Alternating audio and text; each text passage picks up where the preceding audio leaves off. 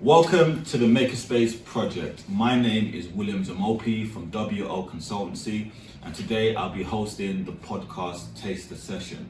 The Makerspace Project is giving community members access to cutting-edge technology and equipment to be creative. So we'll have photography workshops, podcast workshops, and others.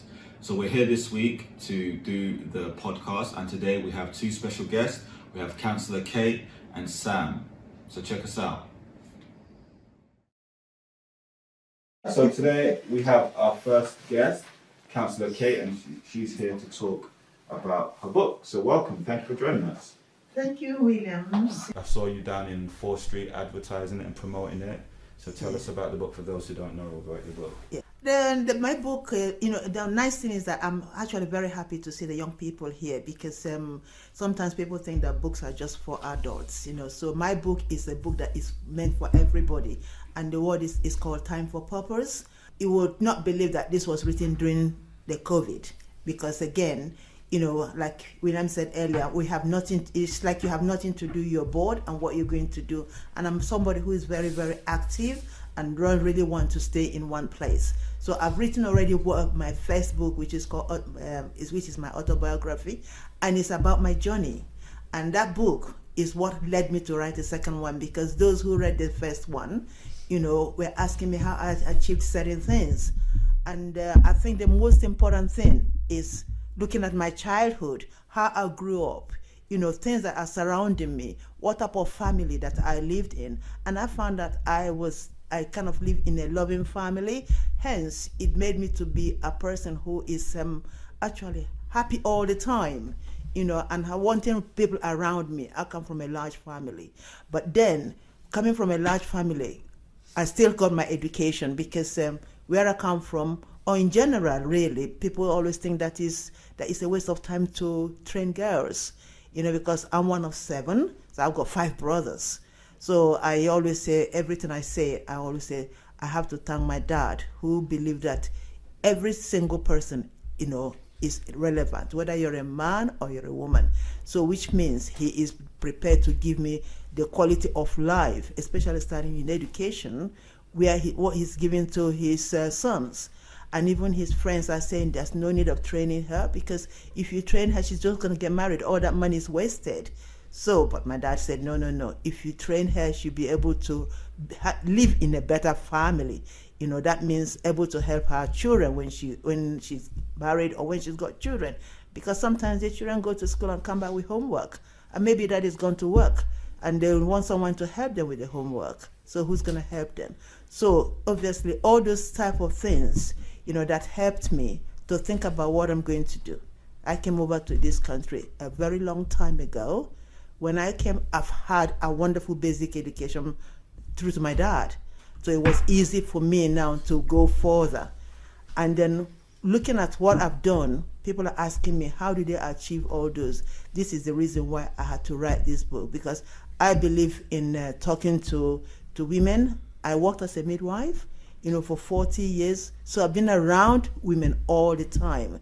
And I can see their pain, and I can see how they want to try to achieve. I want to try to be independent, and how some of them are having stressful life.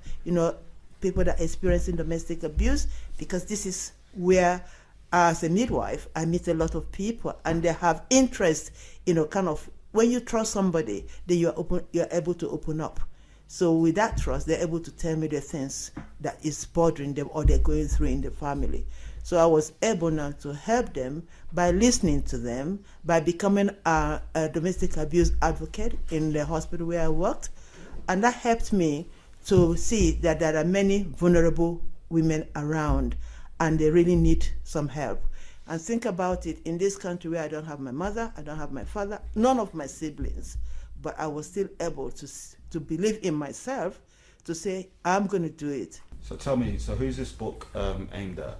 I thought when I was writing it that my target audience was women, but from the time they were women and girls, but from the time that book was bought, a lot of men have come back to say, thank you so much. because I've learned a lot.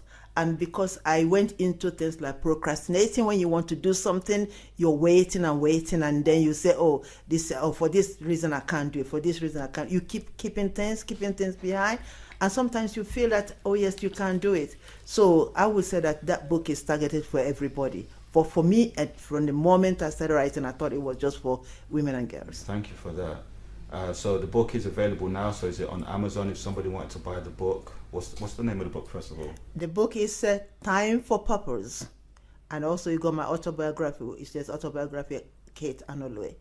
And it's on Whetstone and also Amazon.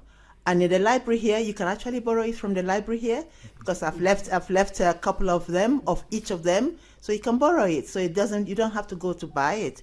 Read it, because especially, and also I'm a school governor in one of the schools, and I've given that to the school as well. And what I really want to do is to go around to the schools and discuss about books and discuss about the issues that I've got there.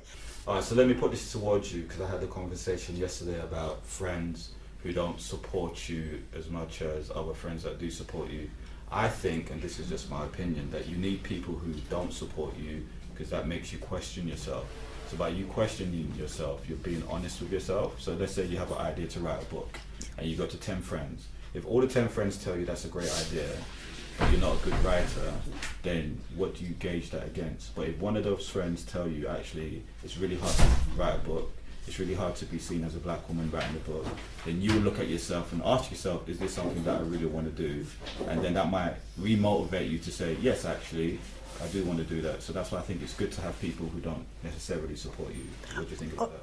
I think it's right. However, remember that you don't have to say to them, oh, I don't agree with you. Yeah. But you're holding it into you in your hand. And then those that support you, you're holding that. And then actually sometimes one thing that the other person who's against you probably said might even be something that you're going to use in future to marinate, to put together with the things that you actually want to do. So you can still get something from them. However, if they want to, if you know they're discouraging you, finally, then you don't have to, agree with them. All right. So what's the next stage? What happens next? I think the next stage for me, I've got 2 books. The next stage for me is writing is another one. But before writing another one, I think it's important for me to advertise this as much as possible. Just like I said, these books are for, especially the girls in the secondary school, because Time for Purpose is telling you, how, what things you can do and how you can follow things and how you can achieve. I always say to everybody, nothing is impossible. If you believe in yourself, if you trust yourself, and you are willing to change certain things which you believe that they are stopping you from going forward, I think it's important. But if you doubt yourself, that is also a barrier. Because I always say, if you've got 99 positiveness in you and 1% of negativity, that 1% is going to annul everything that you've done. So never ever believe that you can't do it. Always say you can, even if you're struggling, because that sense of struggling and that sense of I can is what is your willpower, and that gives you energy inside you that will make you to succeed. If you could tell your younger self something that you know now, what would you tell your younger self? Oh, my younger self, I would just say to my younger self, I want to carry on doing the things that I did. Because I tell you, I was like a little mummy when I was growing up, because I was the eldest. So I had my parents, and I experienced war in where I come from, civil war. And during that civil war, I was like a second mom. At a point, I was even like that, better older mom. And I used to go to the store with my mom to sell things. So it gave me kind of that kind of, there's a kind of that born to be a leader. That's what I would believe. And I always believe that you're born with a leader, to be a leader. In the school where I was, when I was in school, I was the vice prefect, when you say the head girl, the vice head girl. But I keep asking myself, why am I vice head girl? What about being a head girl? You see, so this is what it is like, to always be positive about yourself, because if you sit back, then you're not going to achieve all those things that you want to achieve, because there is always something you're doubting yourself. Don't doubt yourself, So I never doubted myself. And there's nothing I'm going to change from being when I was young, when I was a little girl, because every single one of them, I can say to you that I achieved all of them, and that have helped me, to come into politics. I've been in the local government since 2002, and I've been the mayor of Enfield twice, and I believe in working hard. And I believe in also not only working hard, but also telling people what I've done. That's one thing that is very good. Always tell your story. Because when you tell your story, it does help you to, kind of motivate you. And you also tell your, things that hasn't gone well for you. Like myself, being widowed is not easy. God does not give you what you cannot carry. So if I go back, I'll probably say, I wouldn't like to be a widow. But then I'm not God, So maybe that was my destiny from the word go. And maybe that's why my father made sure that I had education and then, were able to have my profession. Because without that, I probably end up, obviously on the dole to bring up the children. So I think my education, right from the go, has made it possible for me to be able to bring my children up, 4 of them, without getting a single penny from the government. Any parting message you want to give to the listeners?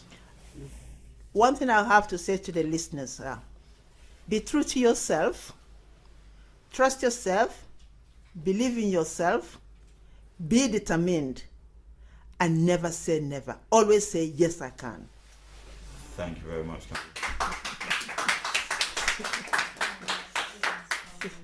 Amazing, thank you. Okay, so we have our second guest today. So we have Sam, who works at the library, and she's also known as Lioness. She's a musician and a creative. So tell us about yourself, Sam, or Lioness. Well, first off, I am the best librarian there is in Enfield. On that. That's my first passion. It was what I wanted to do when I was in secondary school. All my friends talked me out of it, saying that is so dead. But come to find out, it's been my best job to date. So I'm not going to leave that. But my side job is a musician. I'm a singer. I started off singing in a band, and I recently got signed to a major record label. Congratulations. Okay, so how did you get into music? Through my gran in church, singing with her in church. I just used to love that, and she used to love putting me up on stage and saying, "Watch my granddaughter." So it started in church with my gran, and then I went to music college and studied music production and songwriting and stuff, and then I took years out and had my children, and then got into library work, and then about 5 years ago, I just said, something like what Dr. Kate said, dream big and never give up. And I've always dreamed of being on stage, and that's my second home on the stage. And that's where I feel most comfortable. Yeah. And I just wanted to do that more. And so I started to pursue it more, started to write more seriously and get my songs put together properly. And then I started getting gigs. And I went on Britain's Got Reggae. I came second, but before that I went to Reggae Star Factor. I didn't get nowhere, but I don't give up. No. And I auditioned for Britain's Got Reggae. I didn't get through the first time. I didn't give up. I went back again. I didn't get through the second time. And the third time I got through the auditions, and I ended up getting all the way to the finals and coming second. Amazing. Yeah. Okay, so what impact does music have on your life? A massive impact. It's everything from the moment I wake up till I close my eyes. Everything I do, even when I'm in the library, I'm singing in my brain the whole time. Sometimes it comes out a little bit as well, but the whole time I'm singing. Yeah. It's part of my breathe. It's like breathing for me. Okay, as a fellow creative, I find inspiration from everywhere. So where do you find inspiration for you to create music? What's your main source of inspiration? At the moment, I like message music. So I like to sing songs that have a message or they're going to inspire people. Like one of my main songs, the first one single that's coming out is for women because I had breast cancer. In April, end of April, I will be officially signed off from the oncology clinic, and I wrote that song specifically. Stop. But yeah, I wrote that song when I was going through breast cancer, and it's basically telling women to check themselves, respect themselves, and you know, I've got 5 kids. I've got too many weddings to go to, too many Christmases to go to. I don't have time for cancer, basically. So it's just about loving yourself and encouraging women to rise up. Beautiful. Where do you want your music to take you? That's a really strange question, because if I said at this point, after being signed, I don't want to be famous, that wouldn't make sense, right? But I don't want fame. I just would like my music to touch people. Like all over the world. So I just like what Bob Marley's music does for people. Even now, I would love for my music to be able to do the same. So to impact people, inspire them. That's Yeah. beautiful. What other questions do I have? So how will you be including your love of music into your work life over at OUC? Well, I'm Sam the singing librarian for the fact that I do rhyme time with the kids. Amazing. I love it. That's how I get to incorporate it. I've also had Judith Jacobs, I don't know if you know of her, from EastEnders. We've had her come in the library and do singing with the kids as well. Amazing. So yeah, my music somehow gets to cross over all the time. Amazing. Yeah. If you could tell your younger self anything from what you know now, what would you tell yourself? Dream bigger and never give up. Like, dream bigger than what you was even half of what you was dreaming. Do it about 50 times more, because you can achieve way more. Like, I could have done, if I believed in myself a lot more younger, I probably wouldn't be here now. I'd probably be touring the world or something. Do you know what I mean? If I'd taken myself more seriously and believed in myself more, and not waiting for other people to validate what I already knew. So yeah, but yeah, if you keep if you add my socials, let them know your socials. So it's Empress LYAN /S. And that's the same thing on Instagram, Facebook, all of them. It's the same. All right, thank you very much. You're welcome.